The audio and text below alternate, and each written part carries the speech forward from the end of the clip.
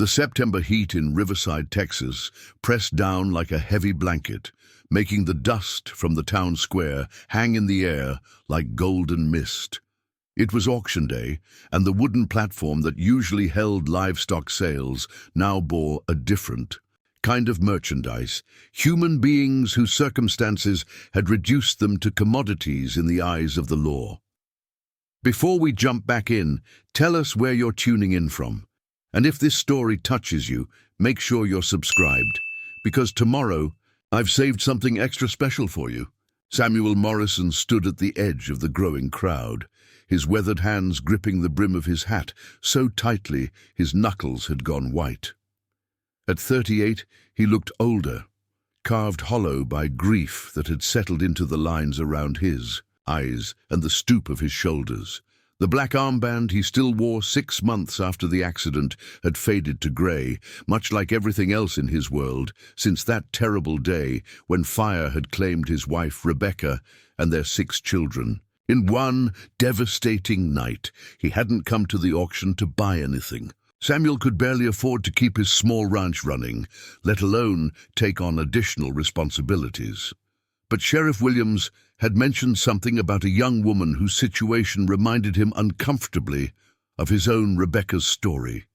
Sold by family who saw her as a burden rather than a blessing. The sheriff knew Samuel's weakness for lost causes, how he'd taken in stray animals and helped struggling neighbors even when he could barely help himself. The crowd pressed closer to the platform as auctioneer Hendricks climbed the steps, his voice booming across the square with practiced authority. Samuel recognized most of the faces in the gathering: ranchers looking for field hands, business owners seeking domestic help, and a few unsavory characters whose intentions were written clearly in their calculating stares. "Ladies and gentlemen," Hendricks called out, his voice cutting through the murmur of conversation, "we begin today's proceedings with several individuals whose circumstances require immediate resolution under territorial statute. First up, we have Maria Elena Castillo, age 19, sold to satisfy debts owed by her deceased parents' estate." Samuel's breath caught as a young woman was led onto the platform. Even from a distance, he could see she was with child, her condition obvious despite the loose-fitting dress that had seen better days. Her dark hair was pulled back severely, but strands had escaped to frame a face that bore the unmistakable marks of recent tears. What struck him most was her posture. Despite her circumstances, she held herself with a dignity that reminded him painfully of Rebecca. Maria Elena kept her eyes fixed on the horizon beyond the crowd, as if she could will herself somewhere else. Entirely, her hands rested protectively over her swollen belly, and Samuel could see the slight tremor in her fingers that spoke of barely controlled fear. She was perhaps 6 months along, he estimated, which meant she'd be giving birth in the heart of winter, assuming anyone was willing to take on the responsibility of a pregnant woman. "Miss Castillo comes with a clean bill of health from Doc Patterson," Hendricks continued, his tone businesslike and cold. "She's got experience with housework, cooking and needlework. The child she carries is due in approximately 3 months. Bidding starts at $50. $50. Samuel's mind reeled at the casual way human life was reduced to currency. He'd paid more for a good breeding mare. The crowd stirred restlessly, and he could hear muttered comments about the complications of pregnancy, the additional expense of medical care, the uncertainty of what kind of worker she'd be after childbirth. From his position near the back, Samuel studied the other potential bidders. There was Marcus Whitfield, a wealthy rancher known for his harsh treatment of workers and his particular interest in young women with few options. Beside him stood brothers Jake and Tom Brennan, who ran a saloon that offered more than just drinks to its patrons. Samuel's stomach turned as he realized the kind of life that awaited Maria Elena if either of these men succeeded in their bid. The woman on the platform seemed to sense the predatory attention focused on her. Her protective gesture over her unborn child became more pronounced, and Samuel saw her lips moving in what he recognized as silent prayer. The sight broke something loose in his chest, a wall he'd built around his heart since losing his family. "Do I hear $50? Hendricks called out. Silence stretched across the square like a held breath. $50 was still a significant sum for most people in Riverside, especially for someone whose condition would limit their immediate usefulness. Samuel found himself thinking about the empty rooms in his house, the silence that greeted him each evening when he returned from working his land alone. He thought about Rebecca, who had always insisted that their door should be open to anyone in need. He thought about the children's voices that would never again fill his home with laughter and chaos. $40, came a voice from the middle. Of the crowd, Samuel couldn't see who had spoken, but the bid seemed to break some kind of spell. Other voices began to chime in. 45, 50, 55. Samuel watched Maria Elena's face as the bidding continued. Each new voice seemed to cause her to shrink further into herself, as if she were trying to disappear entirely. He could see the exhaustion in the way she swayed slightly on her feet, the dehydration evident in the way she licked her dry lips. How long had she been standing there? How long since she'd had a proper meal or a safe place to rest? $75, called out Marcus Whitfield, his voice carrying the confidence of a man accustomed to getting what he wanted. The crowd turned to look at him, some nodding with approval at his obvious wealth, others frowning at his reputation. Samuel knew he should walk away. He had barely enough money to keep his ranch afloat through the winter, and taking on the care of a pregnant woman would strain his resources beyond breaking point. But as he watched Whitfield's predatory smile and saw the fear that flashed across Maria Elena's face, he found himself remembering his wedding day when he'd promised Rebecca that they would always protect those who couldn't protect themselves. Tiene. Bidding had slowed, with Whitfield's $75 standing as the high offer. Samuel could see the auctioneer preparing to close the sale, could see Whitfield already counting his victory. In a few moments, this young woman would be loaded into a wagon and taken to a place where her child would be born, into a world of exploitation and abuse. Samuel thought about the 6 small graves behind his house, marked with wooden crosses that Rebecca had carved with their children's names. Thomas, age 8, Sarah, age 6, the twins Mary and Martha, age 4, little David, age 2, and baby Anna, barely 6 months old when the fire took her. They would have been so excited about a new baby in the house. They would have helped with everything, bringing blankets, singing lullabies, making toys from scraps of wood and fabric. "Going once at $75, Hendricks announced, his gavel raised. Samuel closed his eyes and heard Rebecca's voice as clearly as if she were standing beside him. "Sam, you can't save everyone, but you can save someone, and sometimes. That's enough. Going twice? $100. The words left Samuel's mouth before he'd fully decided to speak them. Every head in the crowd turned toward him, and he felt the weight of their stares like physical pressure. $100 was more than many people in Riverside earned in a month. It was money he didn't have, would have to borrow against his land, might never be able to repay. But it was also enough to outbid Marcus Whitfield and give this young woman a chance at something better than the fate that awaited her otherwise. Whitfield's face had gone red with anger. He spun around, searching the crowd for whoever had dared to challenge him. When his eyes found Samuel, his expression shifted from anger to contempt. "Sam Morrison," Whitfield called out, his voice carrying across the square.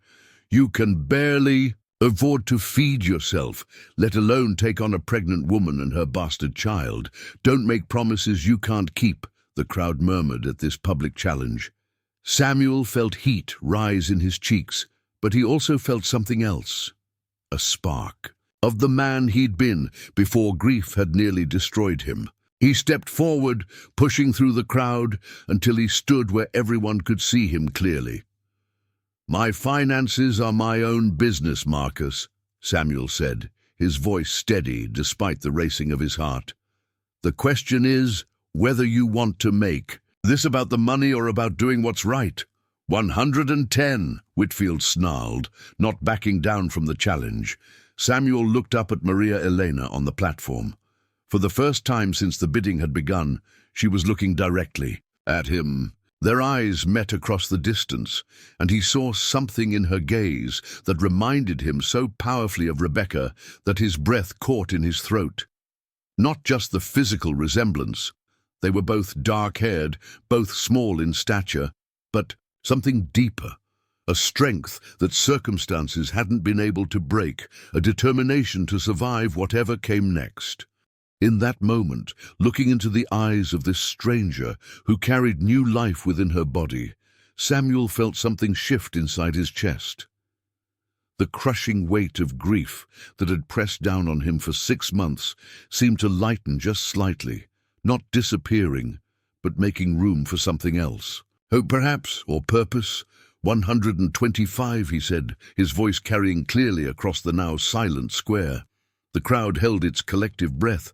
$125 was serious money, the kind of sum that would require significant sacrifice to raise. Samuel could see the calculations in people's faces. How could a struggling rancher whose family had died in a fire possibly afford such an amount? Whitfield's face had gone from red to purple.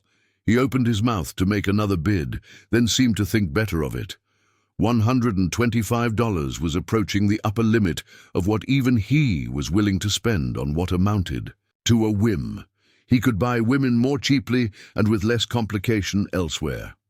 $125, Hendricks repeated, looking around the crowd for any final bids. Going once, going twice. The gavel fell with a sharp crack that seemed to echo off the buildings surrounding the square. Sold to Samuel Morrison for $125. The crowd began to disperse, buzzing with conversation about what they'd just witnessed. Samuel stood frozen for a moment, the reality of what he'd just done crashing over him. Like a cold wave, he'd just committed to spending money he didn't have on a responsibility he wasn't prepared for, all because of a momentary impulse driven by grief and memory. But as he looked up at Maria Elena, who was being helped down from the platform by one of Hendricks' assistants, Samuel felt no regret. She moved carefully, one hand on her back and the other maintaining its protective position over her unborn child.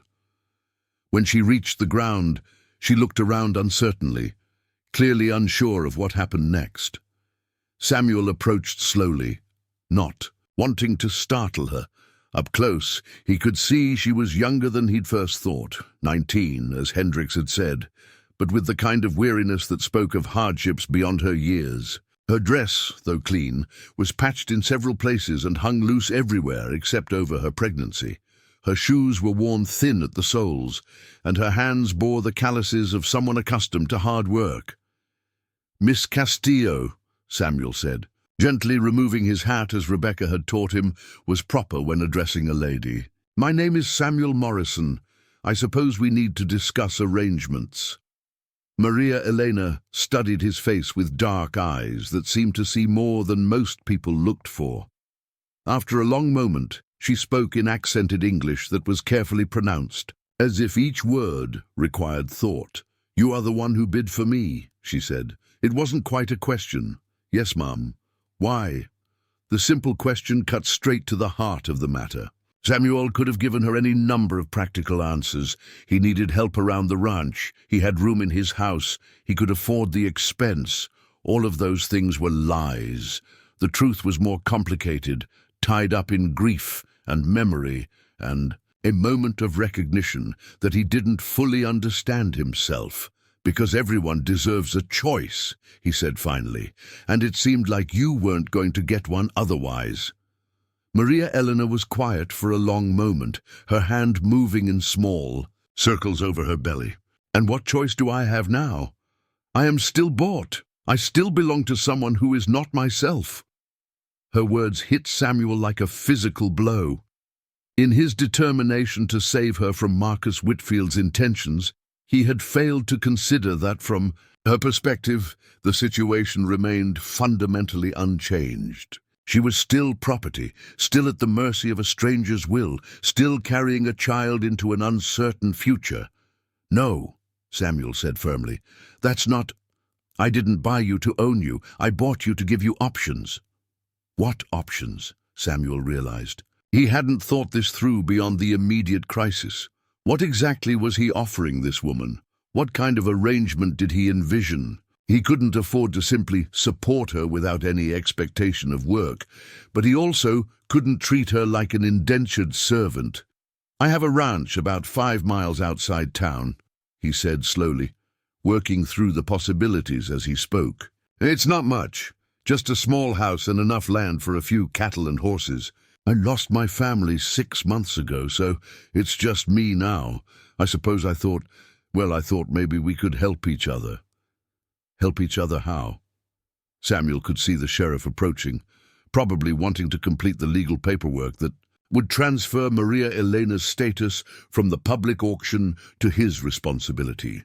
They needed to finish this conversation quickly, but he also wanted to make sure she understood that this didn't have to be another trap.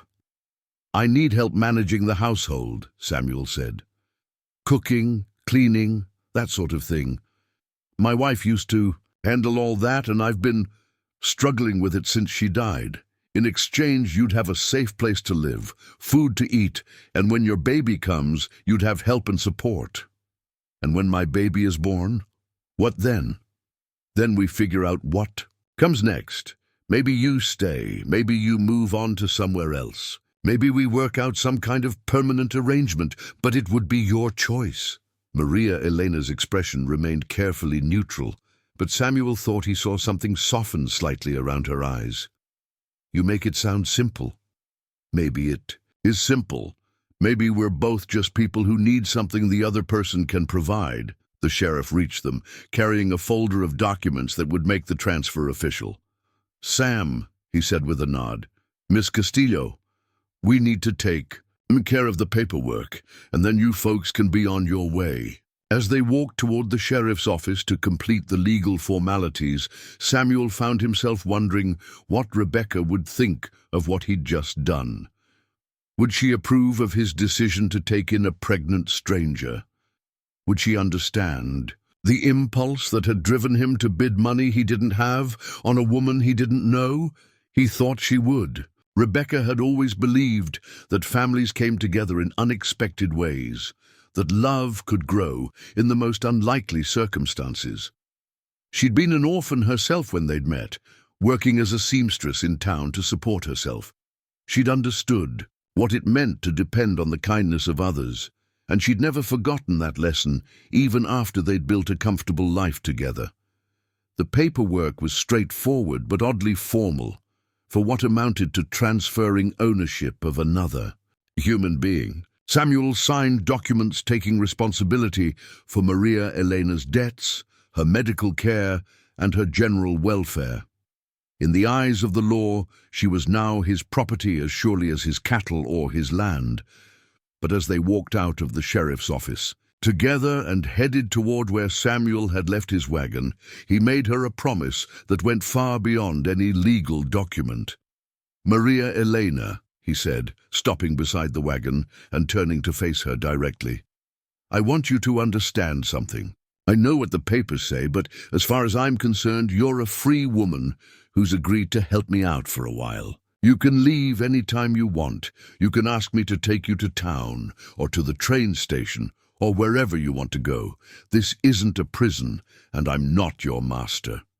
Maria Elena studied his face for a long moment, as if trying to determine whether he was telling the truth or just saying what he thought she wanted to hear. Finally, she nodded once, sharp and decisive.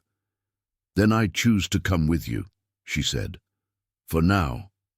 Samuel helped her up onto the wagon seat, noting how carefully she moved and how her breathing seemed labored from even that small exertion. The pregnancy was taking its toll on her small frame, and he wondered when she'd last had proper medical care or adequate nutrition. As they drove out of Riverside toward his ranch, the late afternoon sun casting long shadows across the Texas landscape, Samuel found himself thinking about the empty rooms in his house that would soon have an occupant again. He thought about the silence that would be broken by the presence of another person, and eventually by the cries of a newborn child. He thought about Maria Elena's unborn baby, who would be born into a world very different from the one that child's mother had known. This baby would have a safe place to sleep, enough to eat, and people who cared about its welfare. In its own way, this child would have what Samuel's own children had lost, a chance at life. The irony wasn't lost on him. He'd lost 6 children to fire and fate, and now he was bringing home a woman who carried new life within her. Whether this was coincidence or something more meaningful, he couldn't say. But as the wagon wheels turned toward home, carrying him, and Maria Elena toward an uncertain but hopeful future, Samuel felt something he hadn't experienced in 6 months. He felt like maybe, just maybe, there was still some purpose left in his life after all. Preparing and narrating this story took us a lot of time, so if you are enjoying it, subscribe to our channel. It means a lot to us. Now back to the story. The wagon ride to Samuel's ranch passed in contemplative silence, broken only by the rhythmic creaking of wheels and the occasional snort from his mare, Molly. Maria Eleanor sat stiffly beside him, her hands folded over her swollen belly, eyes fixed on the dusty road ahead. Samuel found himself stealing glances at her profile, noting the determined set of her jaw despite the exhaustion that seemed to weigh her down like a heavy cloak.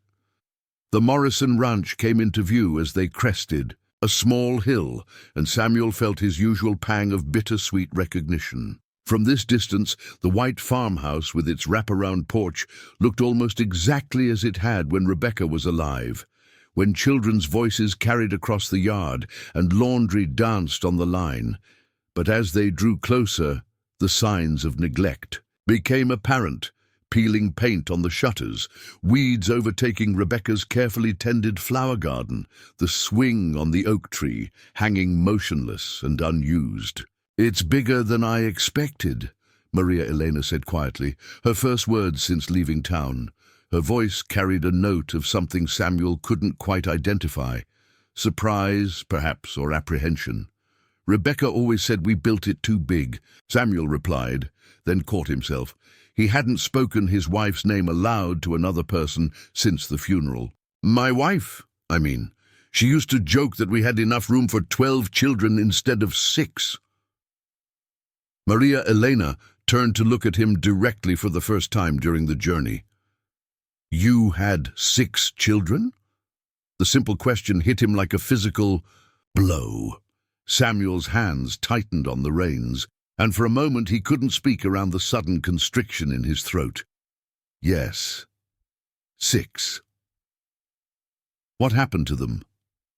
Samuel guided the wagon around to the back of the house, where a small barn and chicken coop sat near a corral that now held only 2 horses instead of the dozen the ranch had once supported. The question hung in the air between them, demanding an answer he wasn't sure he was ready to give. "Fire," he said finally, his voice barely above a whisper. "Started in the kitchen while I was out checking the cattle. By the time I saw the smoke and got back—" He stopped, unable to finish the sentence. Some truths were too raw to speak aloud, even 6 months later. Maria Elena's expression softened with understanding. "I'm sorry," she said simply. "That's why you bid for me. You have rooms that are empty." Samuel helped her down from the wagon, noting how she winced slightly as her feet touched the ground. "Partly," he admitted, "but mostly because nobody should have to face what you were facing alone." As they approached the back door, Samuel realized he should have prepared her for what she was about to see. The house that had once been Rebecca's pride and joy now bore the signs of a man living without hope or purpose. Dishes sat unwashed. In the kitchen sink, clothes lay scattered where he'd dropped them, and a fine layer of dust-covered surfaces that Rebecca had kept spotless. Maria Elena stepped through the doorway and paused, taking in the chaos with a practiced eye. Samuel waited for judgment, for criticism, for the kind of disapproval he'd grown accustomed to from the few neighbors who still bothered to check on him. Instead, she rolled up her sleeves. "Where do you keep the cleaning supplies?" she asked. "Matter-of-factly, Maria Elena, you don't have to—" "Yes, I do." She turned to face him, and he saw steel beneath the exhaustion in her dark eyes. "You gave me a choice, Senor Morrison. I choose to earn my place here properly, not to be a burden you carry out of pity." Samuel wanted to argue, to tell her that she needed rest, that her condition required care, not work, but something in her expression warned him that his protest would not be welcome. This was about dignity, he realized, about maintaining some sense of control in a situation where she'd had precious little of either. "Under the sink," he said quietly. Rebecca kept everything organized there. The next few hours passed in a flurry of activity that transformed the house in ways Samuel hadn't thought possible. Maria Elena worked with steady efficiency despite her pregnancy, washing dishes, sweeping floors, and restoring order to rooms that had descended into bachelor squalor. Samuel found himself assigned tasks, carrying water, moving furniture, taking laundry out to the line, and discovered that following someone else's direction felt oddly liberating after months of drifting through each day without purpose. As the afternoon sun slanted through newly cleaned windows, the house began to feel alive again in a way it hadn't since the fire. The kitchen gleamed, the parlor was restored to the comfortable arrangement Rebecca had preferred, and the lingering scent of lemon soap replaced the musty smell of neglect.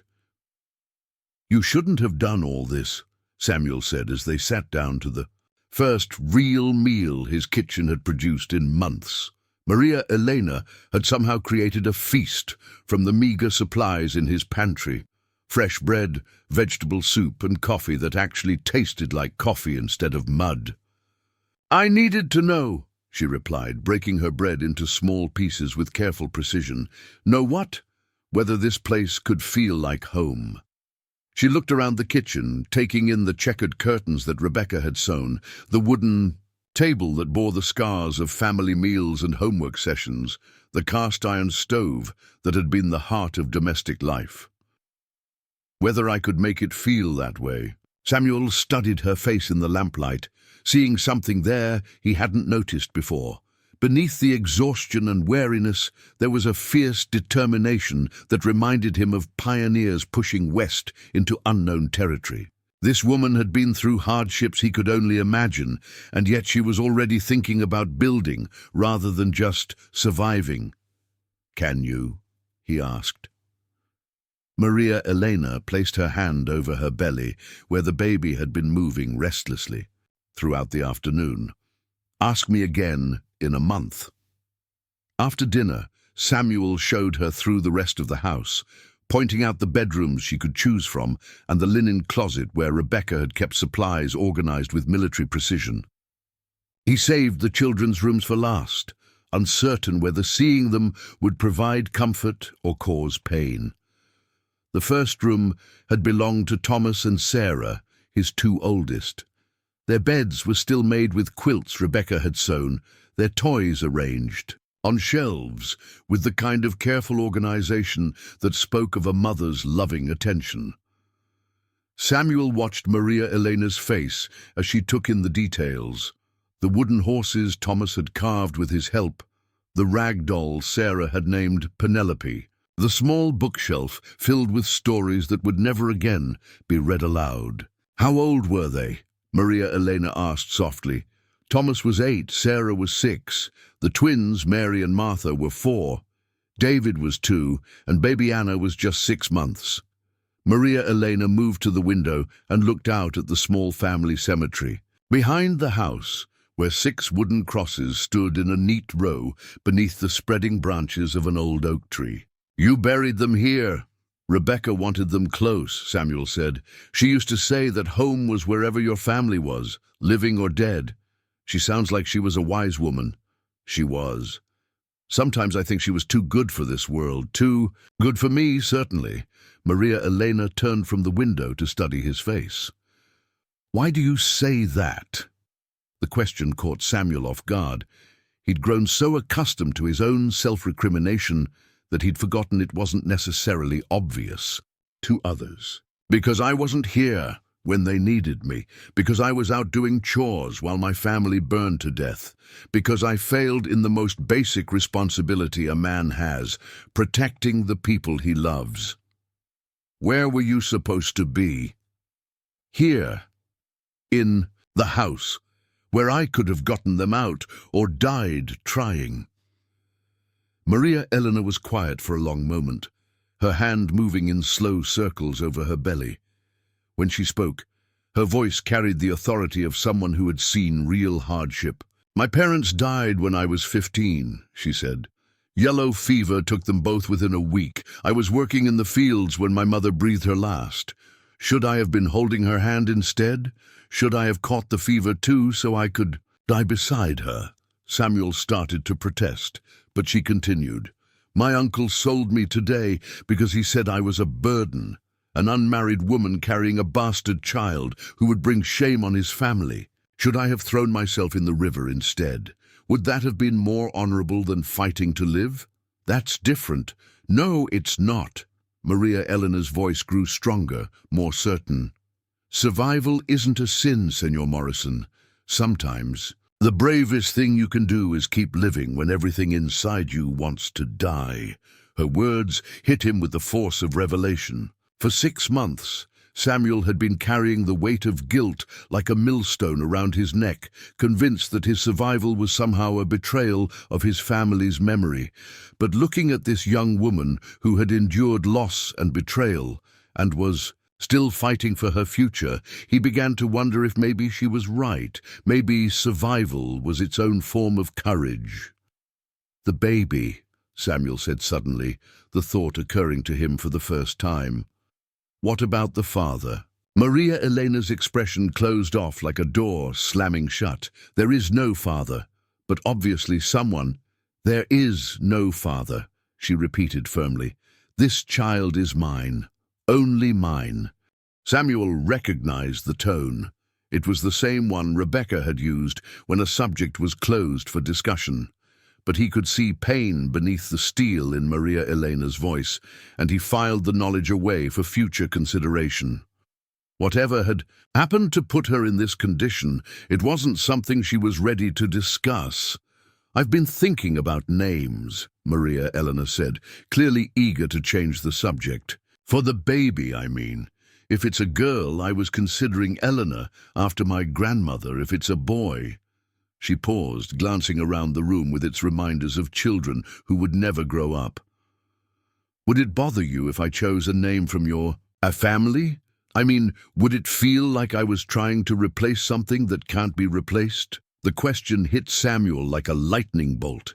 The idea of a child in this house bearing the name of one of his lost children was simultaneously heartbreaking and healing.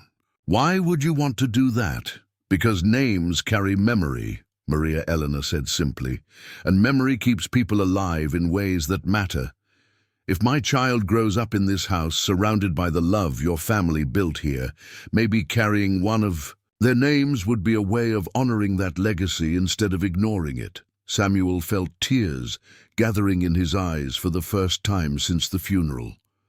The idea that his children's names might live on, that their memory might be carried forward by a new life instead of dying with him, was both terrifying and wonderful. Rebecca always said she wanted to name our next baby Hope, he said quietly. She said hope was the most important thing you could give a child, the belief that tomorrow could be better than today. Hope, Maria Elena repeated, testing the sound of it. Hope Morrison, Hope Castillo, Samuel corrected gently. You don't have to take my name unless you want to. This isn't that kind of arrangement. Maria Elena smiled for the first time since he'd met her, and the expression transformed her entire face. Hope Castillo Morrison, she said. A name that belongs to both of us, but completely to her. As they prepared for bed that first night, Samuel in his old room and Maria Elena in the guest room that had once been reserved for Rebecca's sister's visits, the house felt different than it had in months. Not happy exactly. Too much grief still lingered in the walls for that, but alive again, purposeful, as if it remembered what it had been built for. Samuel lay in his bed listening to the sounds of another person moving through his house. Water running in the bathroom, floorboards creaking as Maria Elena got settled, the soft murmur of what sounded like prayers or lullabies spoken to her unborn child. The sounds that had been absent for so long that their return felt almost miraculous. As sleep finally began to claim him, Samuel found himself thinking about the strange turns life could take. This morning, he'd been a man with nothing left to lose, going through the motions of existence without purpose or hope. Tonight, he was responsible for 2 lives, a pregnant woman who was stronger than she looked, and a child who would be born into circumstances neither of its parents could have imagined. He thought about Rebecca's belief that families came together in unexpected ways, that love could grow in the most unlikely circumstances. He thought about Maria Elena's words, about survival being its own form of courage, about names carrying memory, about tomorrow being better than today. And for the first time in 6 months, Samuel Morrison fell asleep believing that maybe, just maybe, there was still reason to hope for the future. The first week of their unusual arrangement passed with surprising ease, establishing rhythms that felt both foreign and familiar. Samuel woke each morning to the scent of coffee brewing and breakfast cooking, luxuries he'd forgotten during his months of solitary existence. Maria Elena moved through the house with quiet efficiency, but Samuel noticed she was careful to ask permission before making any significant changes, as if testing the boundaries of her welcome. On the 4th morning, as Samuel prepared to ride out to check on his small herd of cattle, Maria Elena appeared on the porch carrying a cloth bundle. "I packed you lunch," she said, handing him the bundle with the same matter-of-fact tone she used for everything. "You've been coming back too thin for a man doing ranch work." Samuel accepted the package, surprised by the thoughtfulness. "You don't have to cook for you." "Yes, I do. It's what we agreed to." But her expression softened slightly. "Besides, I remember what my father looked like when he worked too hard and ate too little. You have that same hollow look around your eyes." As Samuel rode out toward the pasture, he found himself thinking about Maria Elena's casual mention of her father. In the week since she'd arrived, she'd revealed precious little about her past beyond the basic facts. Orphaned, young, raised by an uncle who saw her as a burden, sold to pay debts she hadn't incurred. But small details emerged in her cooking, in the way she hummed while working, in the careful attention she paid to things that had belonged to his family. The cattle were scattered across the far pasture, grazing contentedly in the morning sun. Samuel counted them automatically, 23 head, down from the 50 he'd owned before the fire. He'd been forced to sell most of them to pay for the funerals and to keep the ranch running while he struggled with grief. The remaining animals were his breeding stock, the foundation for rebuilding if he could find the will and the way. As he worked, moving the cattle to fresh grass and checking for signs of illness or injury, Samuel found his mind returning repeatedly to the woman now living in his house. There was something about Maria Elena that didn't quite fit the story she'd told. Her English was too good for someone who'd grown up in rural poverty. Her hands, while calloused from work, showed signs of having once been soft, and there were moments when she carried herself with an unconscious grace that spoke of different circumstances than the ones that had led her to the auction block. The lunch she'd packed proved to be another revelation.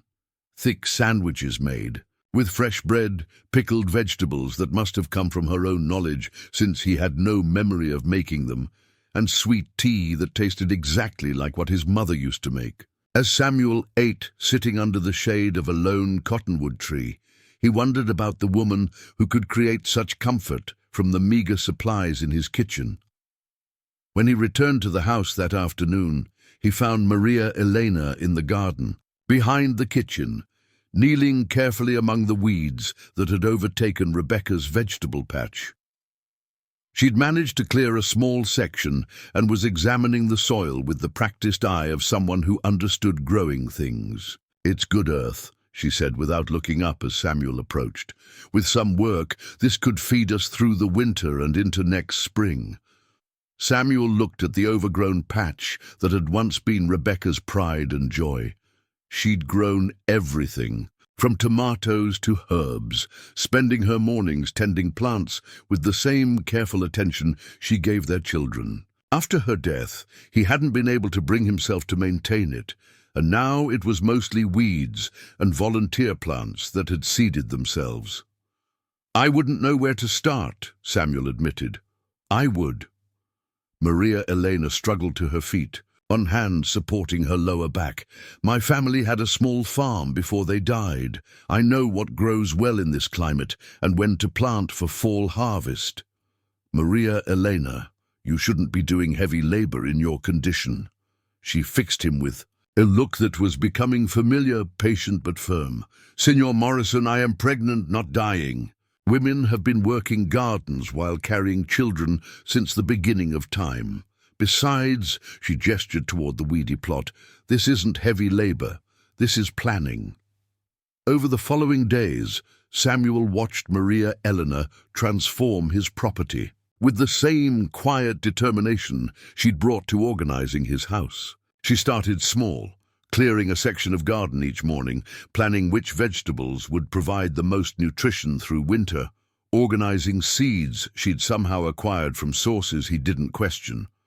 But it was on the second Tuesday of her residence that Samuel discovered something that changed his understanding of who Maria Elena Castillo really was.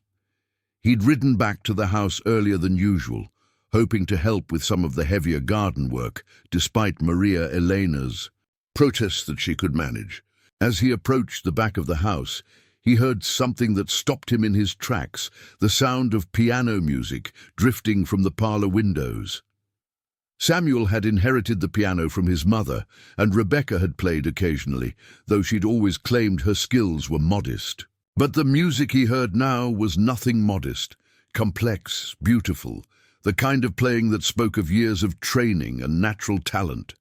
He dismounted quietly and approached the house, not wanting to interrupt whatever was happening inside. Through the window, he could see Maria Elena seated at the piano bench, her hands moving across the keys with fluid grace. Her eyes were closed, and her face wore an expression of peace he'd never seen before, as if the music was carrying her to some place far from the circumstances that had brought her here. The piece she was playing was something Samuel recognized, but couldn't name, classical and haunting, filled with emotions that seemed to match everything he'd felt but couldn't express since losing his family. As he listened, he realized that whoever Maria Elena really was, her story was far more complicated than she'd let on. The music stopped abruptly as Maria Elena seemed to sense his presence. When she turned toward the window, her face had already rearranged itself into the careful neutrality she usually wore. Samuel entered through the back door and found her in the kitchen, busying herself with preparations for dinner as if nothing had happened. "That was beautiful," he said simply. Maria Elena didn't look up from the vegetables she was chopping. "I don't know what you mean." "The piano. I heard you playing." Her hands stilled for a moment before resuming their work. "I was just checking to see if it was in tune, Maria Elena." Samuel's voice was gentle but persistent. That wasn't someone checking tuning. That was someone who spent years at a piano. For a long moment, the only sound in the kitchen was the rhythmic chopping of vegetables. Then Maria Elena set down her knife and turned to face him, her expression guarded, but no longer denying. "My family wasn't always poor," she said quietly. "Before the fever, before we lost everything, we lived differently. I had lessons. I had tutors. I had—" She gestured vaguely, as if encompassing a world that no longer existed. "I had a different life." Samuel leaned against the kitchen doorframe, giving her space to continue or stop as she chose. "What happened? Yellow fever took my parents within a week, like I told you. But what I didn't tell you was that it also took our ranch hands, our neighbors, most of the people who made our community work. The survivors left for healthier places, and the land became worthless. My uncle inherited debts instead of property, and I became—" She paused, searching for words. "I became someone who needed to be useful instead of educated." The picture began to make sense. The unconscious grace, the careful English, the knowledge of how to manage a household that went beyond basic survival skills. Maria Elena hadn't been born into poverty. She'd fallen into it, which meant she understood both worlds in ways that most people never would. The baby's father, Samuel said carefully, was he part of that other life? Maria Elena's face closed off completely. "There is no father. But someone—" "There is no father," she repeated with finality. "Some stories don't have heroes, Senor Morrison. Some stories just have survivors." That evening, as they sat down to dinner, Samuel found himself studying Maria Elena with new eyes. The woman across from him had lost everything: family, fortune, social position, and had somehow managed to rebuild herself from nothing. The strength he'd admired was even more remarkable, knowing what it had taken to develop it. "The music," he said, as they finished their meal. "You don't have to hide it. This house has been too quiet for too long." Maria Elena looked toward the zen parlor, where the piano sat silent. "It feels like pretending to be someone I'm not anymore. Or it feels like remembering who you still are, underneath everything that's happened." "And who do you think that is?" Samuel considered the question seriously. "I think you're someone who's learned to survive without losing the parts of herself that matter most. I think you're someone who knows how to make a house feel like home, how to coax life from difficult ground, and how to find beauty even in the middle of hardship." Maria Elena was quiet for a long moment, her hand resting on her belly, where the baby had been increasingly active as her pregnancy progressed. "Sometimes I feel like I'm 3 different people," she said finally. "The girl I was before my parents died, the woman I became after, and the mother I'm about to be. I don't know how to fit them all together." "Maybe you don't have to choose," Samuel suggested. "Maybe they're all part of who you are." That night, as Samuel lay in bed listening to the familiar sounds of another person in his house, he heard something new, the soft sound of piano music drifting from the parlor below. Maria Elena was playing again, quietly, as if testing whether the music still belonged to her. The melody was different this time, simpler but somehow more personal. It sounded like someone working through complicated emotions, finding a way to express things that words couldn't capture. Samuel found himself thinking about his own layers, the man he'd been before marriage, the father he'd become, the widower he was now, and whatever he might become next. As the music continued, gentle and searching, Samuel realized that his house was becoming something new, not a shrine to the family he'd lost, but a place where different kinds of healing could happen, where a woman could rediscover parts of herself she'd thought were gone forever, and where a man could learn that survival wasn't betrayal, but transformation. The baby kicked against Maria Elena's ribs as she played, as if responding to the music, and she smiled despite herself. Soon this child would be born into a world filled with music and gardens, and people who understood that starting over didn't mean forgetting what came before.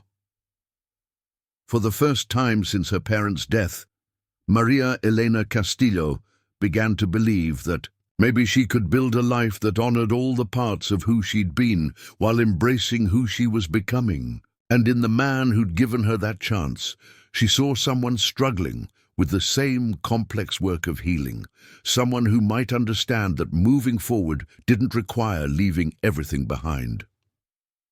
The third week brought an unexpected visitor, and revelations that would shake the fragile peace Samuel and Maria Elena had built. Samuel was in the barn, repairing a broken bridle, when he heard the sound of an approaching carriage. Unusual, since most folks in the area traveled by horseback or simple wagon. Through the barn door, he watched an elegant black carriage pull up to his front gate, driven by a man in livery and bearing the kind of polished brass fittings that spoke of serious money.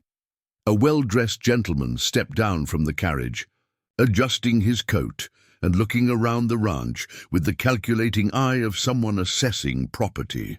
He was perhaps 50 years old, with graying hair and the soft appearance of a man who'd never done manual labor. Everything about him, from his expensive boots to his gold pocket watch, proclaimed wealth and position. Samuel approached cautiously, his instincts telling him this wasn't a social call. "Can I help you?" The man turned, extending a manicured hand. "Mr. Morrison, I presume? I am Reginald Ashworth, attorney at law from Austin. I believe you have something that belongs to my client." "I'm not sure what you mean." Ashworth's smile was thin and professional. "I think you do, sir. I'm here about Maria Elena Castillo, who was sold at auction in your town 3 weeks ago. My client has a legitimate claim to her custody." Samuel felt ice form in his stomach. "She's not property to be claimed. The auction was legal, and I have the papers to prove it. Indeed, the auction was legal for settling the debts of her deceased parents' estate. However, my client's claim predates those proceedings." Ashworth reached into his coat and withdrew a folded document. "This is a betrothal contract, signed by Maria Elena's father before his death, promising her in marriage to my client in exchange for substantial financial consideration. A contract signed by a dead man for a woman who never consented? Mr. Morrison, I understand your attachment to the young lady, but the law is quite clear. A betrothal contract signed by a father is binding upon his daughter until she reaches the age of 21 or marries another. Miss Castillo is 19 and unmarried. Therefore, she remains bound by her father's agreement." Samuel's hands clenched into fists. "Who's your client?" "Mr. Harrison Blackwell, owner of the largest cattle operation in 3 counties. A man of impeccable reputation and considerable means, who is prepared to honor the financial arrangements made with Miss Castillo's father." The name hit Samuel like a physical blow. Harrison Blackwell was known throughout Texas as a man who collected beautiful things, horses, cattle, and women, with equal obsession. His previous 2 wives had died under suspicious circumstances, and rumors swirled about his treatment of the women who worked on his vast ranch. "She's carrying a child," Samuel said desperately. "Surely that changes things." Ashworth's expression didn't change. "Mr. Blackwell is aware of her condition and prepared to accept the child as his own, regardless of its parentage. He's a generous man. I want to see this contract." "Of course." Ashworth handed over the document with obvious confidence. "You'll find everything in order. The signatures, the witness marks, even the notary seal from Austin. Mr. Blackwell has been searching for Miss Castillo since her parents' death and only recently learned of her whereabouts." Samuel unfolded the paper, his eyes scanning the legal language that seemed to reduce Maria Elena to property once again. The document looked authentic, complete with her father's signature and official stamps. According to this paper, she had been promised to Harrison Blackwell 2 years ago, before her parents' death, in exchange for a loan that was supposed to save their failing ranch. "This doesn't prove she agreed to it," Samuel said, though his voice lacked conviction. "Her agreement wasn't required, Mr. Morrison. She was a minor at the time, and her father had legal authority to make such arrangements. The law is quite clear on this matter. From the corner of his eye, Samuel saw movement at the house. Maria Elena had appeared on the porch, drawn by the sound of voices. Even at a distance, he could see her face go pale as she recognized the carriage, or perhaps the man standing beside it. "Maria Elena," Samuel called out. "Could you come here, please?" She approached slowly, one hand supporting her back and the other resting protectively over her swollen belly. As she drew closer, Samuel could see fear replacing the peace that had been growing in her expression over the past weeks. "Miss Castillo," Ashworth said with a slight bow. "How good to see you looking so well. Mr. Blackwell has been quite worried about your welfare." "Senor Ashworth." Maria Eleanor's voice was steady, but Samuel could hear the tremor beneath it. "I wondered when you would find me." "You know him?" Samuel asked. "He came to our ranch before my parents died. He was there when my father signed the papers." Maria Elena's eyes never left Ashworth's face. "He was there when I told him I would never honor such an agreement." "Now, Miss Castillo," Ashworth said in the tone one might use with a willful child, "surely you understand that your feelings in the matter, while understandable, are not legally relevant. Your father made a binding agreement." "My father was dying and desperate," Maria Elena interrupted, her voice growing stronger. "He signed papers he didn't understand to try to save land that was already lost. And I was 15 years old, barely more than a child myself." "The age of consent is 14 in Texas territory," Ashworth replied smoothly, "and your father was quite lucid when he signed. I was present to ensure the legality of the proceedings." Samuel looked between them, pieces of a larger puzzle beginning to fall into place. "This is why you were sold by your uncle. He knew about this contract." Maria Elena nodded miserably. "My uncle thought if I was sold at public auction, it would void the betrothal agreement.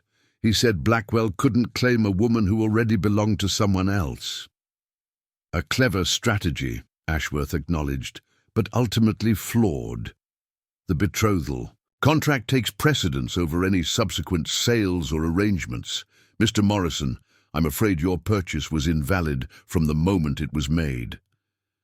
"The hell it was," Samuel said, his temper finally breaking through his shock. "I paid good money for the legal right to—" He stopped himself, realizing how that sounded. "To own her?" Ashworth's smile was predatory. "Yes, I quite understand, but I'm afraid Mr. Blackwell's claim is superior to yours. The law is quite clear on the matter of prior contracts." Maria Elena stepped closer to Samuel, and he could feel her trembling. "What does Blackwell want?" she asked quietly. "Why, to honor the agreement your father made, of course. To take you as his wife and provide for you and your child in the manner befitting a woman of your former station." Ashworth's pause before the last words was deliberate and cruel. "And if I refuse?" "My dear young lady, refusal isn't an option. Mr. Blackwell has been more than patient, allowing you time to adjust to your circumstances, but patience has its limits. He's prepared to take legal action to enforce his rights if necessary." Samuel felt something cold and determined settle in his chest. What kind of legal action? Sheriff's deputies, if required. A court order mandating Miss Castillo's return to her rightful guardian. Charges of theft against anyone who interferes with the lawful execution of said order. Ashworth's voice remained professionally polite, but the threat was unmistakable. "This is America," Samuel said desperately. "Women aren't property to be bought and sold like cattle." "Mr. Morrison, I admire your romantic notions, but the law disagrees with your sentiment. Miss Castillo was legally promised in marriage to my client. Her father accepted valuable consideration for that promise. The debt remains unpaid, and the contract remains binding." Maria Elena was staring at the document in Samuel's hands as if it were a death sentence. "How much?" she asked quietly. "I beg your pardon?" "How much did my father receive for this promise? What is the value of my life, according to this paper?" Ashworth consulted another document. $5,000 advanced against future services and the marriage contract. A substantial sum for a man in your father's circumstances. $5,000. Samuel's mind reeled at the amount, more than his ranch was worth, more than most people in Texas would see in a lifetime. It was also far more than the $125 he'd paid at auction, which suddenly seemed pitifully inadequate. I could pay the debt, Samuel heard himself say. $5,000 to void the contract. Ashworth laughed, a sound like breaking glass.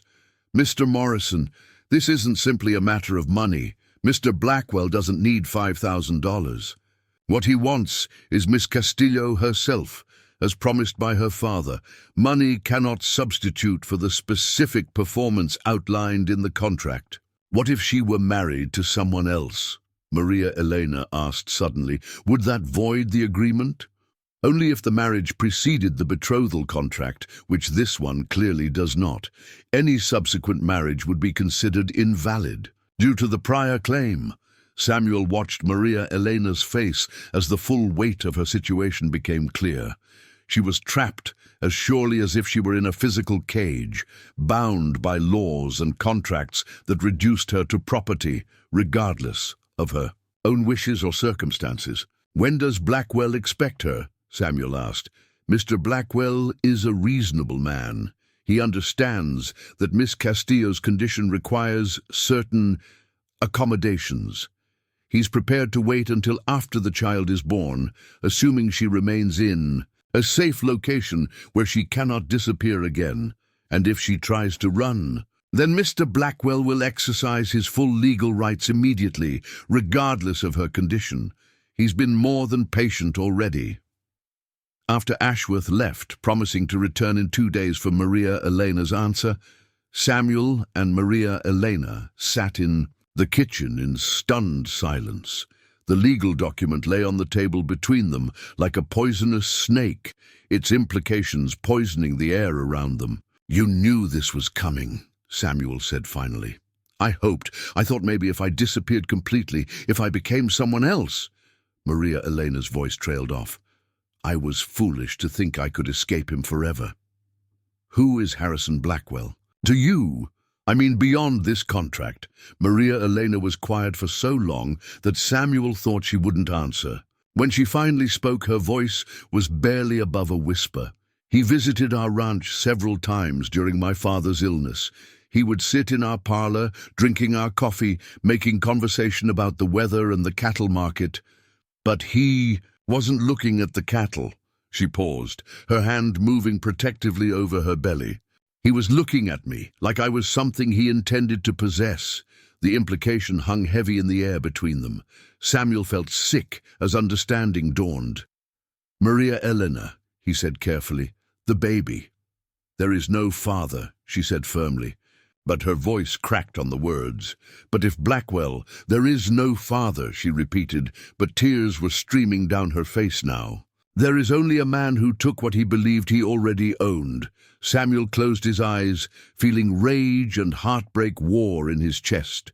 The woman sitting across from him had endured more than he'd imagined, and now the man responsible was coming. To claim her legally. We'll fight this, he said finally. How? You heard what that lawyer said? The law is on Blackwell's side. Then we'll find another way. We'll leave Texas, go somewhere the law can't reach, and live as fugitives forever. What kind of life is that for a child? Samuel reached across the table and took her hand, feeling the calluses that spoke of her strength and the trembling that revealed her fear. I don't know, he admitted, but I know I won't let him take you. Not after what he's already done. Not while there's breath in my body. As the afternoon sun slanted through the kitchen windows, they sat together, planning an uncertain future.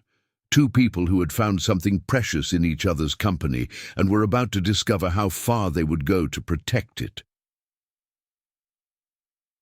The night after Ashworth's visit, Samuel found himself pacing the length of his porch like a caged animal, his mind churning through possibilities that all seemed to lead to dead ends. Inside the house, Maria Elena had retreated to her room claiming exhaustion, but he could hear her moving restlessly, the floorboards creaking with her inability to find peace.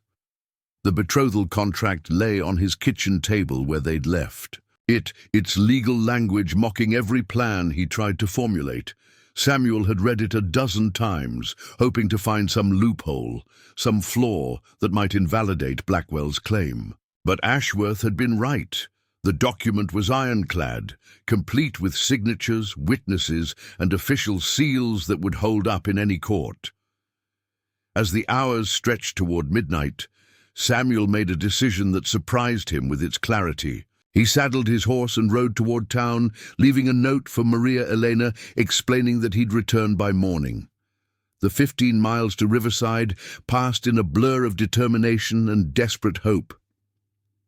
Sheriff Williams lived in a small house behind. The jail and Samuel's urgent knocking brought him to the door wearing a nightshirt and carrying a shotgun. "Sam Morrison? What in tarnation? I need your help, Bill, legal help and maybe something more." 20 minutes later, they sat in the sheriff's kitchen with coffee and the betrothal contract spread between them. Williams studied the document with the careful attention of a man who'd seen his share of legal trickery. "It looks legitimate," Williams said finally. "Signatures match samples I've seen of Eduardo Castillo's writing. The notary seal is genuine. I know the man who made it. But there has to be something, some way to challenge it." Williams was quiet for a long moment, then looked up at Samuel with eyes that held both sympathy and hard truth. "Sam, I've heard stories about Harrison Blackwell. If even half of them are true, that young woman is in more danger than just losing her freedom." "What kind of stories?" "The kind that don't get officially investigated because Blackwell owns too many judges and politicians. His first wife died, falling downstairs. His second wife drowned in a creek that was barely knee-deep. Both times there were witnesses who swore it was an accident." Samuel felt cold settle in his bones. "And you think—" "I think Harrison Blackwell is a man who doesn't like to be denied what he considers his property. And I think if Maria Elena goes back to him, she might not survive long enough to see her child grow up. Then help me stop him." Williams leaned back in his chair, studying Samuel's face. "What exactly are you asking me to do? Break the law? Ignore a legal court document?" "I'm asking you to protect an innocent woman and her unborn child. Sam, I sympathize. I truly do. But my authority ends at the county line, and Blackwell's got connections that reach all the way to Austin. If I interfere with a legal claim, I'll lose my badge and probably end up in prison myself." Samuel stared into his coffee, feeling the weight of impossible choices. There has to be another way. Maybe there is. Williams was quiet for a moment, then spoke carefully. "What if the woman in question was no longer available to be claimed?" "What do you mean?" "What if Maria Elena Castillo disappeared? Not running away exactly, but becoming someone else. Someone with different papers, a different name, a different history." Samuel looked up sharply. "You're talking about forged documents. I'm talking about a woman who's already dead, as far as official records go. Think about it. Her parents died. Her uncle sold her at auction. She was transferred to you. Officially, she's just chattel that's changed hands. What if that chattel ceased to exist? The idea was dangerous, illegal, and exactly what Samuel had been hoping to hear. How would that work? "I know a man in Austin who specializes in helping people start over. Folks running from bad marriages, escaped slaves heading north, women fleeing situations like Maria Elena's. He can create papers that would stand up to most scrutiny. And the cost?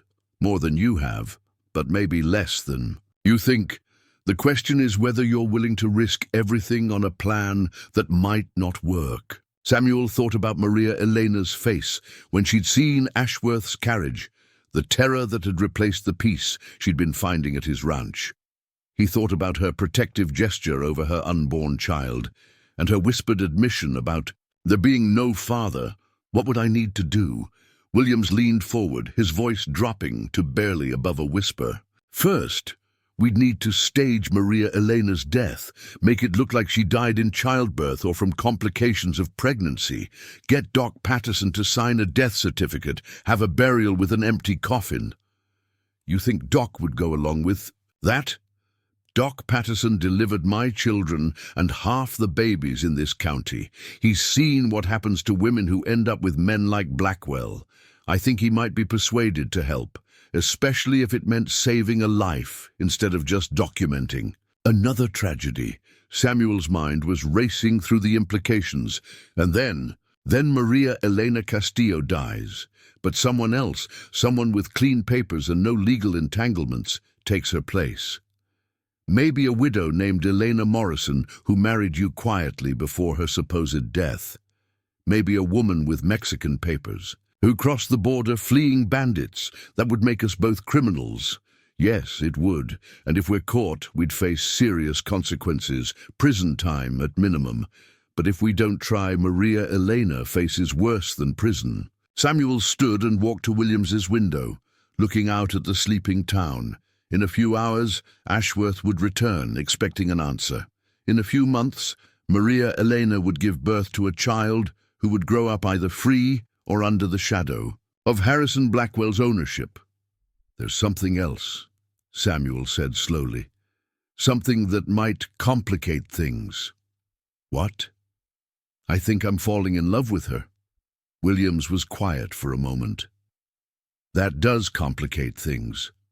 Makes it harder. To think clearly makes the risks feel more personal. Does it change your advice? No. If anything, it makes it more important that we get her away from Blackwell. A man like that, he doesn't just want to own women, Sam. He wants to break them. When Samuel returned home as the sun was rising, he found Maria Elena in the kitchen making breakfast with the mechanical movements of someone going through familiar motions to avoid thinking about more difficult things. She looked up when he entered, her eyes searching his face for hope she clearly didn't expect to find. Where did you go? To talk to Sheriff Williams, to see if there were any legal options we hadn't considered. And? Samuel sat down at the table and took her hands in his.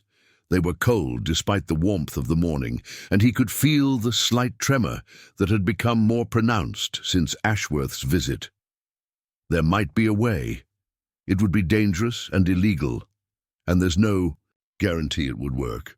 But there might be a way to make you disappear from Blackwell's reach permanently. Maria Elena's eyes widened with the first spark of hope he'd seen since the lawyer's visit. Tell me, Samuel explained William's plan carefully, watching her face, as the implications became clear. When he finished, she was quiet for a long time, her hands resting on her belly where the baby had been increasingly active. You would do this for me? She asked finally. Risk everything to help someone you barely know? I know enough, Samuel said simply. I know you're brave and kind and stronger than anyone should have to be. I know you make this house feel like a home again, and I know I won't stand by and watch Blackwell destroy you. And if we're caught, then we face the consequences together. Maria Elena was quiet for another long moment, then looked up at him with an expression he'd never seen. Before, not just hope, but something deeper and more profound. Samuel, she said softly, using his first name for the first time since she'd arrived. Why are you really doing this? The question hung between them, demanding honesty that Samuel wasn't sure he was ready to give. But looking into her dark eyes, seeing the trust and vulnerability there, he found himself speaking truth he hadn't even admitted to himself. Because somewhere in these past weeks, you stopped being a responsibility I'd taken on and started being someone I couldn't imagine living without. Because when I watch you play piano or tend the garden or talk to your unborn child, I see glimpses of happiness I thought I'd never feel again. Tears gathered in Maria Elena's eyes. Samuel, I'm carrying another man's child. A child conceived in violence, born from circumstances that will always be part of our story. Are you prepared for that? Reality? That child is yours, Samuel said firmly, which makes it precious to me, regardless of how it came to be. Love isn't just about biology, Maria Elena. It's about choice, about deciding that someone else's well-being matters more than your own comfort. And if the child looks like him, if you see Blackwell's features every time you look at your own adopted child, Samuel thought about his 6 lost children, about the way love could survive even death and transform loss into something that honored rather than destroyed memory. Then I'll love that child anyway, he said, because it's part of you and because every child deserves to grow up knowing they're wanted. Maria Elena stood and moved to the window, looking out at the garden she'd been restoring and the small cemetery where Samuel's family lay buried. When she turned back to him, her decision was clear in her expression. When do we start? Today. Williams thinks we need to act quickly before Blackwell gets impatient and decides to take action himself. What do I need to do? Samuel reached across the table and took her hand again, feeling the strength in her fingers and the slight flutter of her pulse. Trust me, he said, and be ready to become someone new. As they began planning their desperate gamble, neither of them noticed the figure watching from the trees beyond the property line, or the horse tied just out of sight that bore the Blackwell brand. Ashworth had returned early, and Harrison Blackwell had come with him, determined to see for himself the woman who had cost him so much trouble. The game was about to become far more dangerous than either Samuel or Maria Elena could have imagined. Harrison Blackwell was not a man accustomed to waiting, and the sight of Maria Elena moving freely around Samuel Morrison's property filled him with a cold rage that had been building for months. From his concealed position in the tree line, he watched through field glasses as she hung laundry on the line, her pregnancy obvious even from a distance. What should have been his was living comfortably in another man's house, carrying his child, apparently content in circumstances that made a mockery of his legal rights. Beside him, Ashworth shifted nervously on his horse. "Mr. Blackwell, perhaps we should return to town and handle this through proper legal channels." "Legal channels have taken too long already," Blackwell interrupted, his voice carrying the dangerous quiet that his ranch hands had learned to fear. "I've been patient enough." Blackwell was a large man, built like the cattle he raised, with hands that could break bones and eyes that revealed nothing of the violence that simmered constantly beneath his controlled exterior. At 45, he had acquired vast wealth, through a combination of shrewd business dealings and the systematic elimination of anyone who stood in his way. He'd wanted Maria Elena from the moment he'd seen her at her family's failing ranch, and 3 years of pursuit had only intensified his obsession. "What do you propose we do?" Ashworth asked, though his tone suggested he already suspected the answer and didn't like it. "We take what's mine," Blackwell said simply. "Tonight." Inside the house, Samuel and Maria Elena were unaware of the danger watching them from the woods. They sat at the kitchen table reviewing the plan Williams had outlined, their voices low and urgent as they worked through the details that would either save or damn them both. "Doc Patterson agreed to help," Samuel reported. "He'll create a death certificate dated 3 days from now, claiming you died from complications in childbirth. We'll stage a burial service with an empty coffin, and by the time anyone thinks to question it, you'll be Elena Martinez, a widow from Mexico who crossed the border seeking work." Maria Elena studied the forged papers Williams had obtained from his contact in Austin. The documents looked authentic to her untrained eye, complete with official seals and aging that made them appear years old rather than days. "Elena Martinez," she repeated, testing the sound of the name. "And my story? Your husband died fighting bandits, and you fled north carrying his child. You have experience managing household affairs for wealthy families, which explains your education and manners. You're seeking employment as a housekeeper or governess. And Samuel Morrison. Samuel Morrison is a widower who recently hired a Mexican woman to help manage his household. Nothing more complicated than that, at least on paper. Maria Elena traced. The forged signature on her new birth certificate. It seems too simple. What if someone recognizes me? We'll be gone before that becomes a problem. You have a cousin in California who owns a small ranch near San Francisco. He's offered us work and a place to start over. No questions asked. Us? Maria Elena looked up from the papers. You mean to come with me? Samuel reached across the table and covered her hand with his. I mean to marry you if you'll have me. Really marry you, not just for convenience or protection, but because I love you and want to build a life together. Samuel, you barely know me. 3 weeks isn't long enough to... It's long enough to know that you're brave and kind, and that you make me want to be better than I was. It's long enough to know that I'd rather face an uncertain future with you than a safe one without you.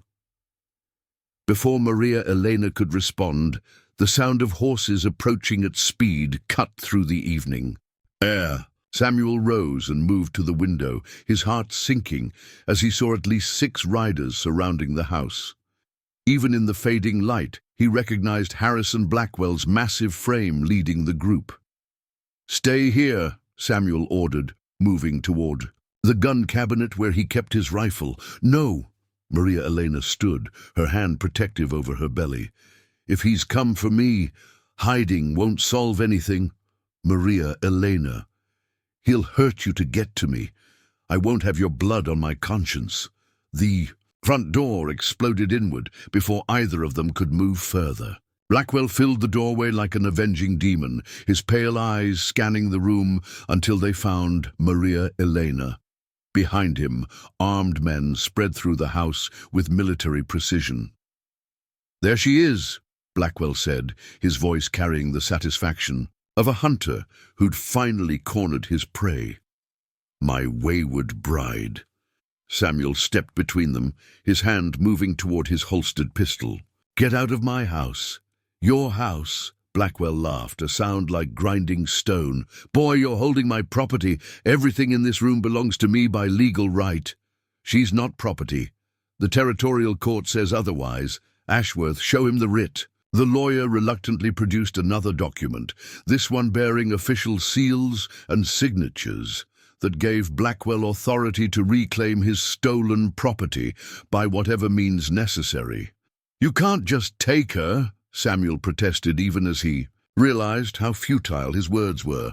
I can do whatever I want, Blackwell replied. The law is on my side and I have enough men to enforce it. Maria Elena stepped forward, her chin raised in defiance, despite the fear Samuel could see in her eyes. Harrison, please, let's discuss this reasonably. Reasonably? Blackwell's face darkened. You ran away from me, you ungrateful little whore. You've been living in sin with another man while carrying my child. There's nothing reasonable left to discuss. It's not your child. The words came out before Maria Elena could stop them, and Samuel saw Blackwell's expression shift from anger to something far more dangerous. What did you say? I said it's not your child. Blackwell moved faster than a man his size should have been able to, crossing the room in 3 strides and backhanding Maria Elena with enough force to send her staggering into the wall. Samuel roared and lunged forward, but 2 of Blackwell's men grabbed him before he could reach her. Don't you ever lie to me again, Blackwell snarled, standing over Maria Elena as she pressed her hand to her bleeding lip. I know when I planted my seed, and I know it took root. That child is mine just like you are. The child belongs to the woman carrying it, Samuel said through gritted teeth, struggling against the men holding him, and she doesn't belong to anyone. Blackwell turned his attention to Samuel with the kind of slow deliberation that promised pain. You know what I think, Morrison? I think you've been sampling goods that don't belong to you. I think you need to learn some respect for other men's property. The first blow caught Samuel in the stomach, doubling him over. The second split his lip and sent blood streaming down his chin. Through the haze of pain, he could hear Maria Elena pleading for them to stop, could see her trying to reach him. Despite her own injury, "Please," she gasped, struggling to her feet. "I'll come with you willingly. Just don't hurt him anymore." Blackwell paused in his assault, considering the offer. "You'll come without a fight? Submit to your husband like a proper wife?" Maria Elena's eyes found Samuel's, and he saw her making the same impossible choice he'd made at the auction, sacrificing herself to protect someone else. "Yes, and you'll never try to run again?" "No, and you'll convince this fool that you came willingly, that you chose me over him?" Maria Elena's voice broke slightly, but she nodded. "Yes." Blackwell smiled, and Samuel felt ice form in his stomach at the expression. "I don't believe you." "Harrison, please. You see, I know you too well, Maria Elena. I know you'd say anything to protect your lover here, but words are just words. I need proof of your sincerity." "What kind of proof?" Blackwell drew his pistol and pointed it directly at Samuel's head. "Kill him." The room fell silent except for the sound of Maria Elena's sharp intake of breath. "What? You heard me. Take this gun and put a bullet in Samuel Morrison's brain. Prove that you choose me by eliminating the competition. I can't. Then you're lying about coming willingly." Blackwell's finger moved to the trigger. "In which case I'll kill him myself and take you anyway." Samuel met Maria Elena's eyes across the room, seeing the impossible choice Blackwell had forced on her. Either way, one of them would die tonight. Either way, Blackwell would get what he wanted. "Do it," Samuel said quietly. "Samuel, no. Do it," he repeated more firmly. "Take the gun and do what he says." Maria Elena shook her head violently. "I won't.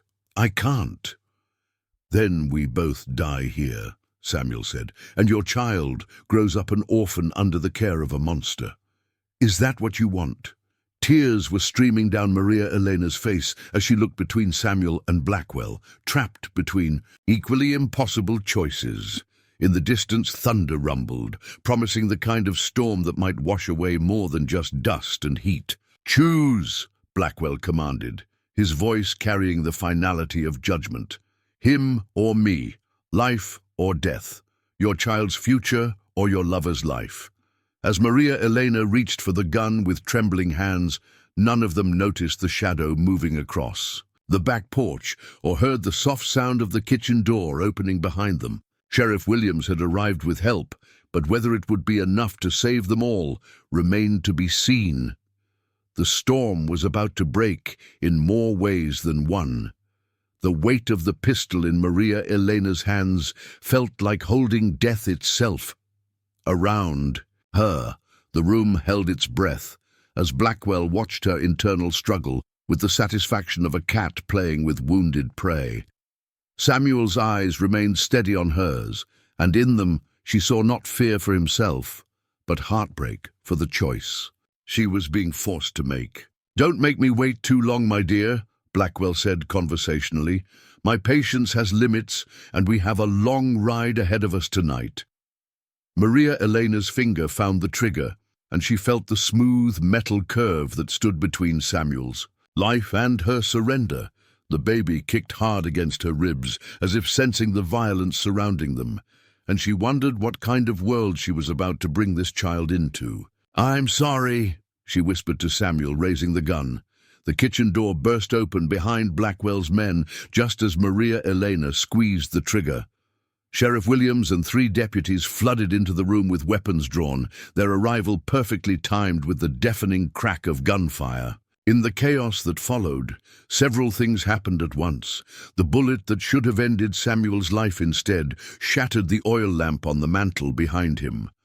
Maria Elena had turned the gun at the last possible second, choosing to destroy the light rather than the man she loved. Blackwell roared in fury and lunged toward her just as Williams shouted commands to his men. 2 of Blackwell's hired guns spun toward the new threat, their own weapons clearing leather with practiced speed.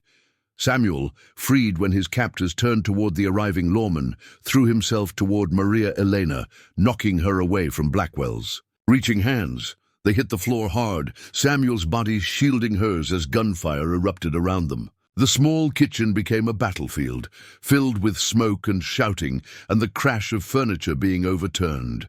Through the chaos, Samuel heard Williams shouting above the noise, "Drop your weapons! This is Sheriff Williams with a federal warrant." "Federal warrant?" Ashworth's voice carried panic. "Harrison, you didn't tell me." "Shut up, you fool," Blackwell snarled, drawing his own gun and firing toward the lawman. "They can't prove anything." But even as he spoke, Samuel could see doubt creeping into the faces of Blackwell's hired men. Federal involvement changed everything. This was no longer a simple matter of local law enforcement that could be bought or intimidated. "Maria Elena," Samuel whispered urgently as bullets whined overhead.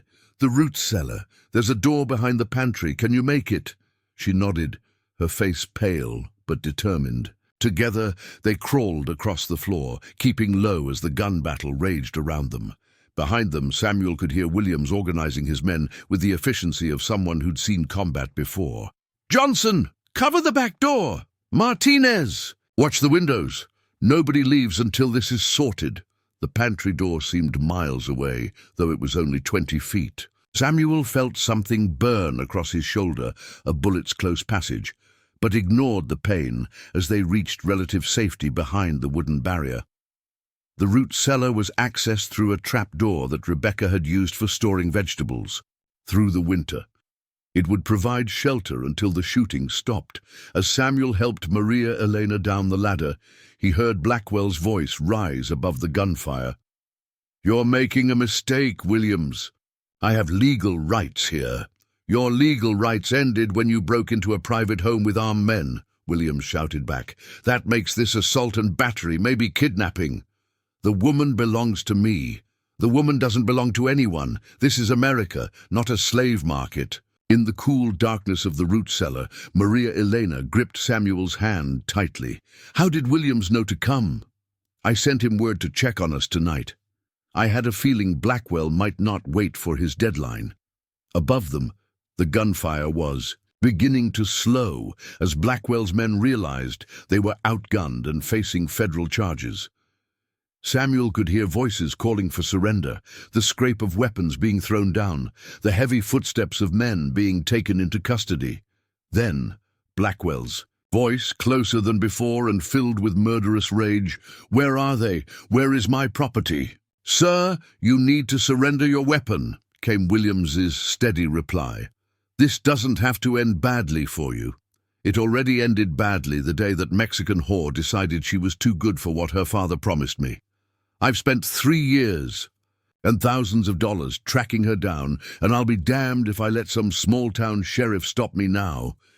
Samuel heard footsteps moving through the house, the crash of doors being kicked open as Blackwell searched for them. He reached for his own pistol, realizing with growing horror that it had fallen during the initial struggle. "Samuel," Maria Elena whispered, her voice tight with more than fear. "Something's wrong. The baby." In the dim light filtering down from above, Samuel could see Maria Elena's face contorted with pain, her hands pressed against her belly, and when she moved them, he saw moisture that looked dark in the shadows. "The stress," she gasped. "The fall." I think her words were cut off by a contraction that bent her double. The baby, still 2 months from its expected arrival, was apparently deciding that this chaos was the perfect time to make its entrance into the world. "We need to get you to Doc Patterson," Samuel said urgently. "Can't," Maria Elena managed between gritted teeth. "Too dangerous. He's still up there." Above them, they could hear Blackwell's search growing more systematic and violent. Furniture crashed, glass shattered, and his curses grew more creative as he failed to find his quarry. "Check the outbuildings," Blackwell commanded. "The barn, the chicken coop, anywhere they might hide." Samuel realized they had perhaps minutes before Blackwell thought to check the root cellar, and Maria Elena was in no condition to run, even if they had somewhere to go. "Williams!" Samuel called up through the trapdoor, hoping the sheriff was close enough to hear. "Down here, we need help." "Samuel." William's voice came from directly above them. "Thank God. Are you hurt?" "Maria Elena's in labor. We need Doc Patterson, and we need Blackwell in custody. Working on both." "Blackwell's barricaded himself in your front room with 2 of his men. The rest surrendered, but he's not giving up." Another contraction hit Maria Elena, stronger than the first, and Samuel could see fear replacing pain in her eyes. "It's too early," she whispered. "The baby isn't ready." "The baby will be fine," Samuel said with more confidence than he felt. "Babies are tougher than people think." From above came the sound of splintering wood and Blackwell's triumphant shout. "Found them. Come out, you cowards, or I'll smoke you out." William's voice was closer now, urgent. "Harrison Blackwell, this is your final warning. Surrender your weapons and come out with your hands up." "Go to hell, Williams. The woman is mine by legal right, and I'll kill anyone who tries to stop me from taking her." Samuel looked up at the trapdoor, knowing Blackwell would find it soon. The space around them was too small for a fight, and Maria Elena was in no condition to defend herself. But perhaps there was another way. "Maria Elena," he said quietly, "I need you to listen carefully. When I go up there, you stay down here no matter what happens. Williams will get you to safety." "No." Her voice was weak but determined. "I won't let you face him alone. You're not letting me do anything. I'm choosing to protect the woman I love and her child." "Samuel, I lost 6 children to circumstances beyond my control. I won't lose another one because I was too cowardly to act." Before she could protest further, Samuel kissed her forehead and climbed the ladder. He emerged into his kitchen to find it transformed into a war zone. Furniture was overturned, windows were shattered, and bullet holes decorated the walls that Rebecca had once kept pristine. Blackwell stood near the front door with a gun in each hand, his remaining men flanking him with the desperate look of cornered animals. Blood stained his shirt from a graze on his arm, and his face was twisted with rage that had moved beyond rational thought. "There you are," Blackwell snarled when he saw Samuel. "Where's my woman?"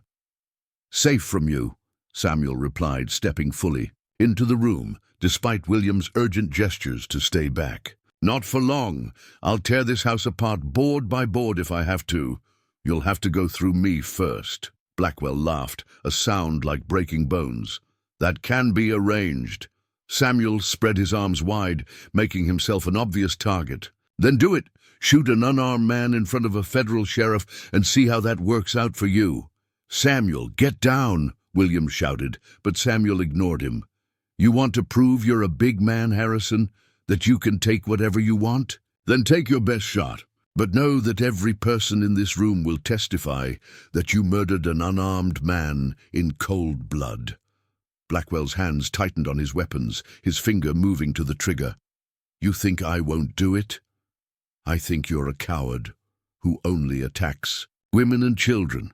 I think you've never faced a man who wasn't afraid of you." The baby's first cry rose from the root cellar, piercing and strong and unmistakably alive. Maria Elena had given birth in the darkness below, and their child had announced its arrival with the kind of fierce determination that promised survival. The sound seemed to break something in Blackwell's mind. With a roar of pure rage, he raised both pistols toward Samuel, his face contorted with 3 years of frustrated obsession. Williams and his deputies moved simultaneously, their training taking over as the situation reached its breaking point. In the span of heartbeats, everything would be decided. Whether love could triumph over obsession, whether justice could prevail over legal technicalities, whether a new family could be born from the ashes of tragedy. The baby cried again, and Maria Elena's voice rose faintly from below. "Samuel, Samuel, are you there?" Time slowed as Blackwell's fingers tightened on the triggers, and Samuel closed his eyes, thinking of Rebecca and his 6 lost children and the woman below who had given him reasons to hope again. The sound of gunfire filled the room one final time. The gunshots echoed through the house like thunder, followed by a silence so profound that Samuel wondered if he had died and simply hadn't realized it yet. He opened his eyes slowly, expecting to see his own blood pooling on the floor, but instead found himself staring at Harrison Blackwell's motionless form, sprawled across Rebecca's carefully braided rug. Sheriff Williams stood with his smoking rifle still raised, his face grim with the weight of having taken a life. Around him, his deputies were securing the remaining men, though the fight had gone out of them the moment their leader fell. "Is he—" Samuel began. "Yes," Williams said. "Simply, he gave me no choice. Federal marshals don't look kindly on men who threaten to murder unarmed civilians." From below came Maria Elena's voice, weak but urgent. "Samuel, please, I need help." Samuel rushed to the root cellar, his legs nearly giving out as adrenaline finally released its hold on his system. He climbed down to find Maria Elena cradling a tiny, red-faced infant against her chest. The baby was smaller than any newborn Samuel had ever seen, but its cries were strong and indignant. "It's a girl," Maria Elena whispered, tears streaming down her face. "She's so small, but she's breathing. She's alive." Samuel knelt beside them in the cramped space, gently touching the baby's impossibly tiny hand. Her fingers immediately closed around his finger with surprising strength, and he felt something profound shift in his chest, the same overwhelming protectiveness he'd felt when each of his own children was born. "She's perfect," he said softly. "Absolutely perfect." "Samuel!" Maria Elena's voice was growing weaker. "I'm bleeding. Something's wrong." Samuel looked down and saw what she meant. There was too much blood, more than there should be after a birth.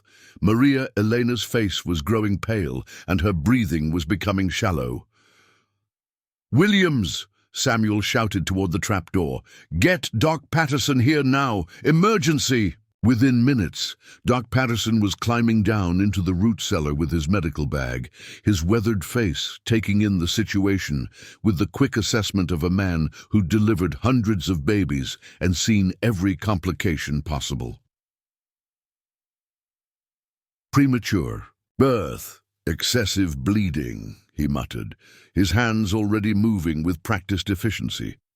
"We need to get her upstairs where I can work properly." With William's help, they carefully moved Maria Elena and the baby to Samuel's bedroom, where Doc Patterson had space to properly assess the situation. The house still bore the scars of the gun battle: broken windows, bullet holes, overturned furniture, but the bedroom had been spared the worst of the violence. "The bleeding's from a tear that happened during the rapid delivery," Doc Patterson explained as he worked. "It's serious but treatable.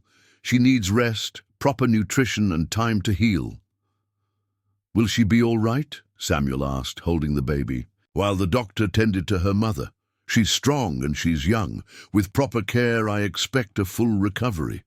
The baby, though—" Doc Patterson frowned as he examined the tiny infant. "She's very premature. The next few weeks will be critical." Over the following hours, as dawn broke over the devastated ranch, Samuel found himself transformed once again. The man who had lost everything 6 months ago was now responsible for 2 lives that depended entirely on his care and protection. Williams had taken charge of the aftermath, coordinating with federal marshals who arrived to investigate Blackwell's operation.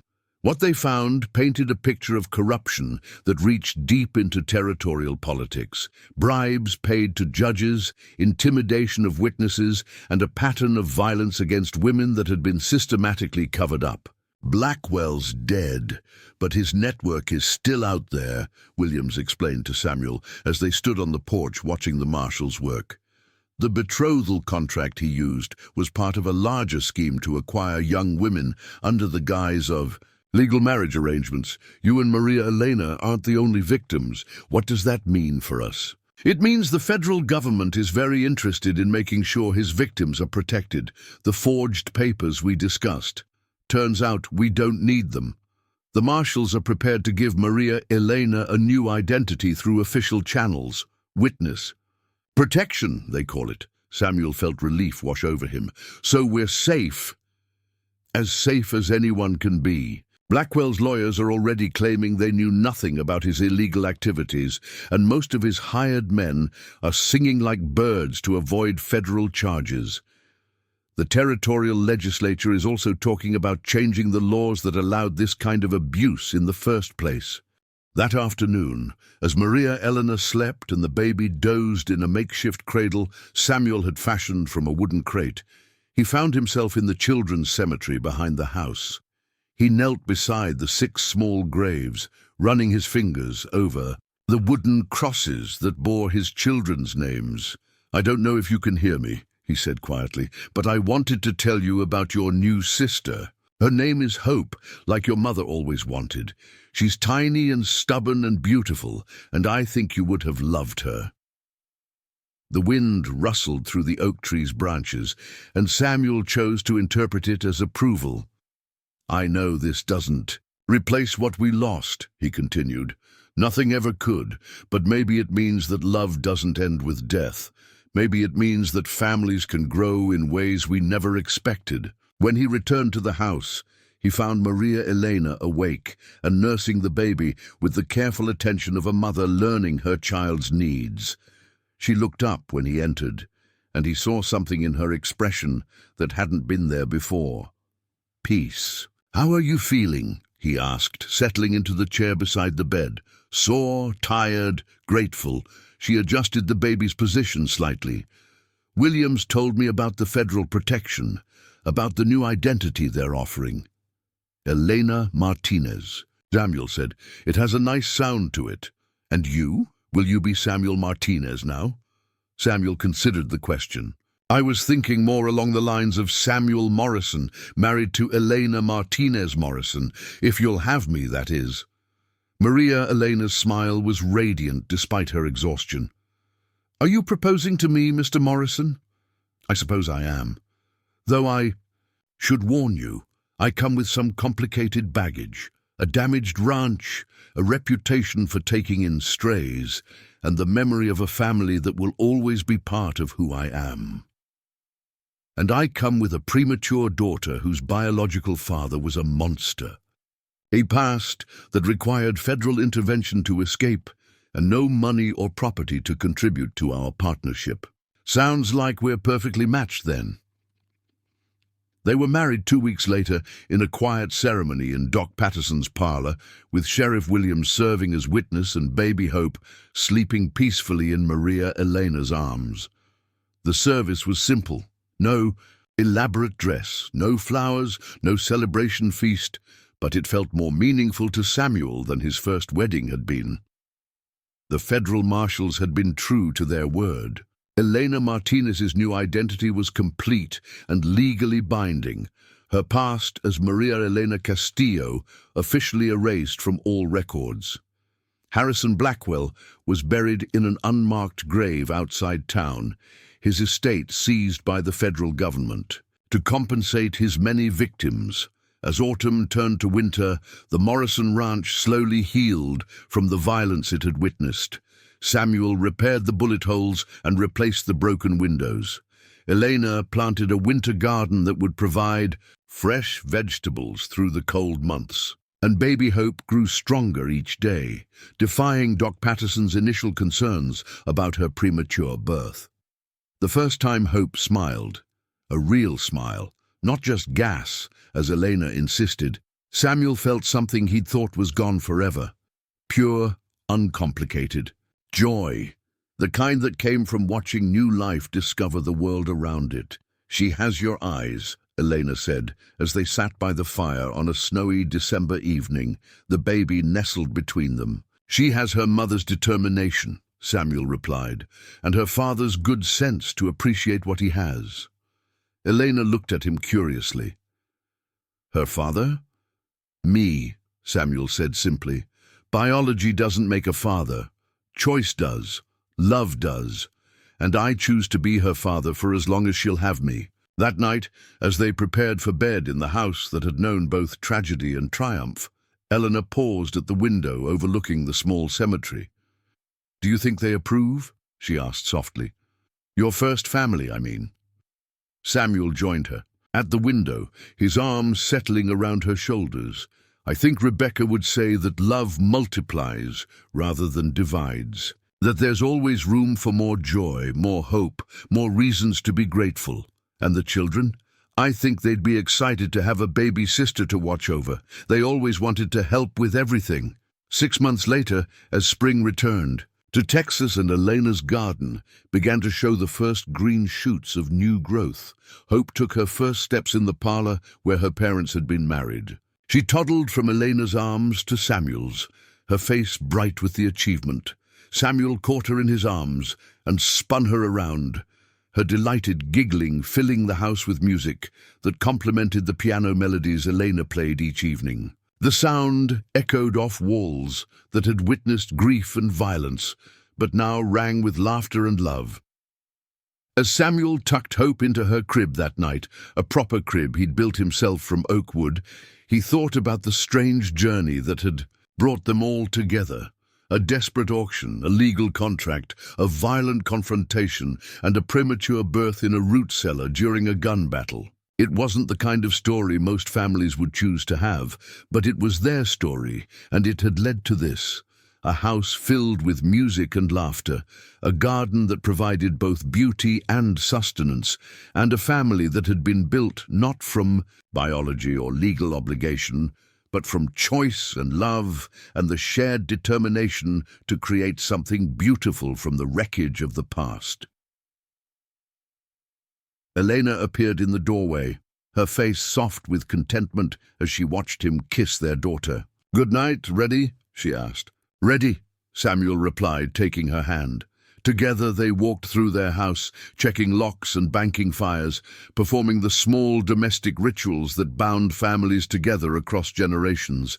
Outside, the Texas wind sang through the oak trees, and somewhere in the distance, a nightbird called to its mate. Samuel Morrison had lost everything once and thought his life was over. Elena Martinez had been sold like property and believed she would never be free. But together they had discovered that sometimes the most beautiful stories begin with the most desperate circumstances. And in the room where their daughter slept peacefully, surrounded by the love that had saved them all, the future stretched ahead like an unwritten book, full of possibilities they were only beginning to imagine. The 6 graves in the cemetery behind the house stood as reminders of love that transcends death, while the laughter that now filled their days proved that hope could indeed be born from the ashes of despair.